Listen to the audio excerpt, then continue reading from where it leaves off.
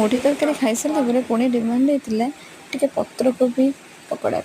चलते स्टार्ट करवा पत्रकोबी पकड़ा। फास्ट किसी बेसन ना बेसन सहित किसी लुण देवा। लुण देलापर आमर किसी लंका गुंड हलदी गुंड कस्तूरी मेथी ता सहित पत्रकोबी पियाज लंका को काटिकिना से पकईकी आ कि पानी देकी भल भाव में टाण कर चकुटी देवा।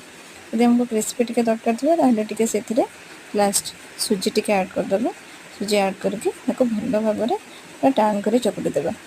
फल कि भल टे क्रिस्पी होता है खावाई भल लगी था। तापर कड़ाई तेल गरम करके छोट छोट पकड़ी भाया से पकईकी किसी समय छाड़ीदेव। गोटे साइड हो गला गोटे साइड तो चेंज करके छाणी बाहर करदेला गोटे प्लेट काटिक देखते तो हो जाता आम पत्रकोबी पकड़ा। देखते के सुंदर देखा जाता खाइबार भी बहुत टेस्टी था। आपण मैंने वर्षा दिन एमती घरे गरम गरम पत्रकोबी पकड़ा